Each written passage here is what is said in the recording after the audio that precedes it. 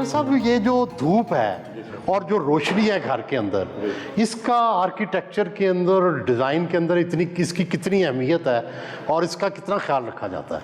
अभी आप इस घर में अगर देखें तो आप एंटर हुए हैं तो इसमें एक बड़ी लाइट है, लेकिन डायरेक्ट धूप नहीं आ रही। सो ये साउथ फेसिंग घर है और हमने अपनी विंडोज़ की डायरेक्शन को चेंज किया हुआ है। लाइट बहुत ज़्यादा है, व्यू है। इवन एंट्रेंस पे अगर आप देखें तो ये आपके लेफ़्ट साइड के ऊपर विंडो है हमारी, और ये राइट पे सॉलिड वॉल है, और इसमें बहुत ज़्यादा लाइट बेसिकली नहीं है। आपके पैशियो में भी ग्रीनरी नज़र आ रही है। ये सर ज़ेन गार्डन कॉन्सेप्ट है। ज़ेन गार्डन क्या होता है, समझाएं। सर थोड़ा जापानीज स्टाइल है। अगर आप इसमें देखें तो बहुत ज़्यादा नीचे प्लांट्स नहीं है, जस्ट ये वर्टिकल हमने 3 प्लांट्स लगाए हैं और नीचे हमने छोटे छोटे प्लांट्स लगा के तो उसको क्रिएट किया हुआ। जी सर, इसमें पूरे घर के अंदर हमने मेनली बहुत ज़्यादा कलर्स यूज़ किए हुए। एक हमारा मार्बल है, दूसरा हमारा ट्रेवेटीन है, और तीसरा हमारा वॉल्स का कलर है। इसके अलावा कोई कलर हमने यूज़ नहीं किया इस घर में। बाथरूम्स भी अगर आप देखें, बल्कि एक बड़ा खूबसूरत हमारा लोकल सर मार्बल आता है, ग्रीन ऑनेक्स। अगर आप देखें सामने ये पाउडर रूम है, ब्यूटीफुल मार्बल सर। ये मतलब एक तरह से मोतियों वाला मार्बल है। हमारे यहाँ इसको लोग इतना उस तरीके से। ये कितना महंगा है जी? ये सर बहुत एक्सपेंसिव नहीं है क्योंकि लोकल प्रोडक्ट है, लेकिन इसकी लुक अगर आप देखें तो बहुत रिच है इसकी लुक ना। स्लैब हमने बड़े यूज़ किए हैं। थोड़ा इसको बैकलाइट करें तो ये और ज़्यादा खूबसूरत आता है। पीछे से अगर देखें तो बैकलाइट पोर्शन होगा इसमें। आपने जो दरवाज़ों के लिए और खिड़कियों के लिए लकड़ी का जो इस्तेमाल किया है, इस पर कोई कलर नहीं है, इसकी क्या वजह है? बेसिकली अमेरिकन मैपल वुड है ये, तो इसका नेचुरल कलर ये होता है। बेसिकली हमने इसको मेनली स्टेन नहीं दिया हुआ, ये नेचुरल इसकी फील रखी है। अच्छा, यहाँ पे गर्मी रोकने के लिए, सर्दी रोकने के लिए आपने क्या किया है? इस घर में स्पेशली विंडोज़ जो हैं वो सारी डबल ग्लेज हैं, और एयर कंडीशनिंग ऑफ कोर्स हमने प्रॉपर उसके अकॉर्डिंगली की है, जो इसको कूलिंग में और हीटिंग में मैनेज कर सके। और यहाँ पंखे नहीं हैं, शैंडलियर नहीं है, क्या अब इनका रिवाज नहीं रहा? सर रिवाज काफ़ी कम होता जा रहा है शैंडलियर्स का। बेसिकली फ़ैन्स भी ऑलरेडी जब एयर कंडीशनिंग है तो फ़ैन्स की भी ज़रूरत नहीं रहती। और अभी आप देखें तो हमने सीलिंग के अंदर सारे फैंस जो एसी लगाए हुए हैं वो सारे सीलिंग में है। उससे हमारी दीवारें भी बिल्कुल नीट एंड क्लीन क्लियर हो जाती हैं। और पहले तो दीवारों को ये सजावट समझी जाती थी, अब नहीं?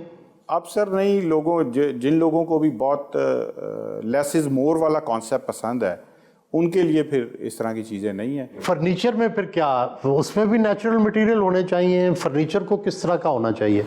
फर्नीचर इस घर के लिए तो सर स्पेशली हमने कस्टमाइज बिल्ड किया है, और अगर आप देखेंगे तो इसमें भी जो पर्ल वुड है और विनियर्स हैं, बहुत हाई क्वालिटी विनियर। लेकिन सारी लोकल लकड़ी है? लोकल लकड़ी है, लेकिन इसके विनियर्स जो हैं सर वो इम्पोर्टेड है बेसिकली। ओवरऑल सर अभी सीलिंग्स बहुत ज़्यादा सिंपल हम लोग बना रहे हैं, और अगर आप इसको देखें तो बिल्कुल ये भी सर फॉल सीलिंग्स ही हैं, लेकिन बहुत फ्लैट अब हो गई हैं। सिंपल सीलिंग्स हैं, बेसिक मेनली लाइट्स में डिफरेंट मोड हैं, और बहुत सिंपल स्ट्रेट सीलिंग्स बिल्कुल अभी ये बन रही हैं। वो ज़्यादा अच्छी लुक देती हैं, बजाय कि आप उसमें बहुत ज़्यादा डिटेल ऐड करें। गैलरी में बहुत खुलेपन का इजहार है। बेसिकली सर इस डिज़ाइन में अगर हम देखें तो हमने बिल्कुल स्ट्रेट ग्रिड्स रखे हुए हैं। अगर आप इसकी गैलरी देखें तो बिल्कुल स्ट्रेट है, जिससे बड़ी ग्रैंडियर लुक है। इवन आप ड्राइंग और डाइनिंग का ग्रिड देखें, स्ट्रेट है। आप इससे एंटर होते हैं मेन डोर से, सामने हमारी लॉबी है, और ये एक वाटर बॉडी हमने बनाया हुआ है, बड़ा अच्छा फाउंटेन, ग्रीनरी।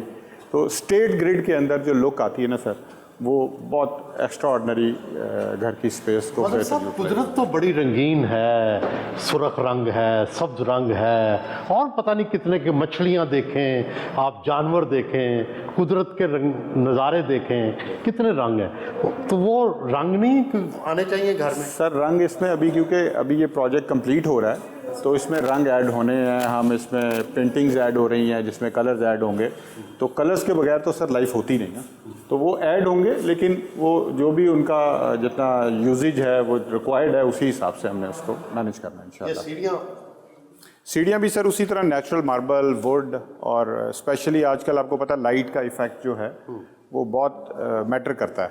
तो हर जगह इस पूरे घर में जो लाइट है वो बड़ी कंट्रोल लाइटिंग सिस्टम हमने, बल्कि ऑटोमेशन की सर आजकल टेक्नोलॉजी बहुत इन हो गई है, तो ये पूरा घर ऑटोमेटेड है, स्मार्ट कंट्रोल है, फ़ोन पे कंट्रोल करें आप इस घर को, कहीं से भी बैठ के दुनिया में इसकी लाइटिंग को कंट्रोल इजीली कर सकते हैं।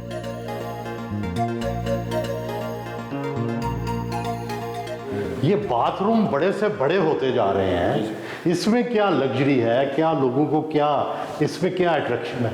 सर इस पे मेनली तो आप देख रहे हैं कि इसमें हमने सारा नेचुरल मार्बल है, लाइट इफ़ेक्ट्स बहुत अच्छे हैं, और लग्जरी के लिए हमने इस पे स्पेशली आप देखें तो गोल्ड प्लेटेड प्रोडक्ट्स यूज़ हुई हैं, जो एक और लेवल पे लग्जरी को ले जाता है गोल्ड प्लेटेड।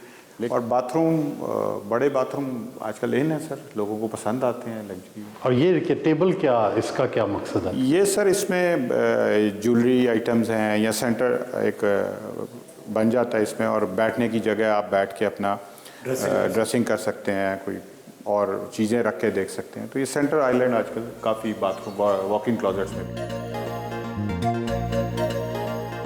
अब घरों में लिफ्ट एक लग्जरी भी है, ज़रूरत भी है, क्योंकि सीढ़ियाँ चढ़ना बड़ा मुश्किल है, लेकिन लिफ्ट महंगी बड़ी है।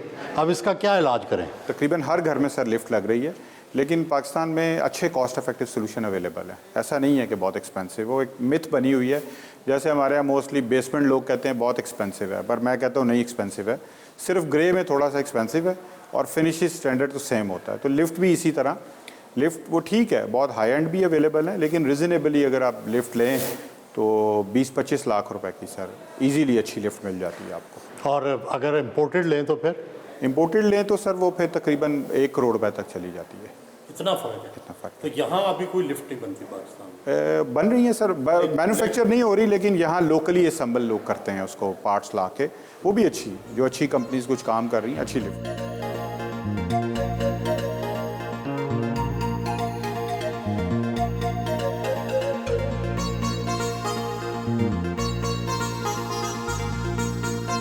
पाकिस्तान में लोग स्विमिंग पूल घर में बनाने से बड़ा डरते हैं, कहते हैं जी सीपेज हो जाती है, बड़े मसले हैं, महंगा भी है, क्या आमतौर पर बेसमेंट में बनता है या ओपन में बने तब भी मसला है। तो आपने क्या सोल्यूशन निकाला इसका?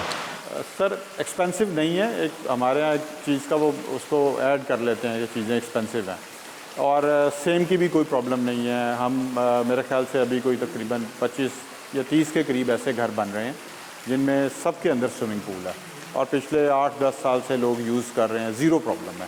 और कहते हैं कि इससे मकान को भी नुकसान पहुंचता है, दीवारों को नुकसान पहुंचता है।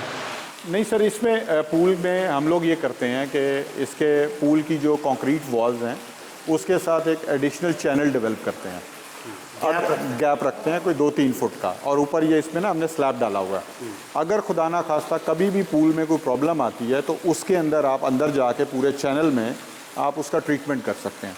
सो इंशाल्लाह इस तरह की सिचुएशन में नीचे क्या करते हैं? नीचे तो पूरा सॉलिड कंक्रीट बेड है ना सर, उसमें लीकेज के चांसेस ज़्यादातर नहीं होते, 95% चांसेस नहीं है। इसकी मेंटेनेंस कितनी महंगी है जी? कोई ख़ास नहीं है, फिल्ट्रेशन प्लांट चलता रहता है कॉन्टीन्यूसली और पानी को फ़िल्टर करता रहता है, और बंदा आता है हफ्ते बाद, एक नॉमिनल से चार्जेज़ हैं, अगर ठीक तरीके से बना हो तो मेंटेनेंस। यहाँ कौन सी टाइल यूज़ हुई है? ये सर बेसिकली टाइल नहीं है, वुडन बैम्बू फ्लोरिंग है। ये पूल डेक के ऊपर बड़ी नॉर्मली फेमस होती है ताकि ये एक एंटी स्लिप एरिया रहे। पूल में आपको पता है ये सारा वेट एरिया है, खराब नहीं होती? नहीं, ये वाटर रेजिस्टेंस है। इस बेसमेंट में तो इतनी रोशनी है, ये बेसमेंट तो लग ही नहीं रहा। सर मेनली तो यही आर्किटेक्ट का कमाल है कि वो डिज़ाइन प्रोजेक्ट को इस तरीके से करे। अब हम जितने भी बेसमेंट बना रहे हैं उसमें आपको यही फील आएगी कि आप ग्राउंड फ्लोर के ऊपर हैं।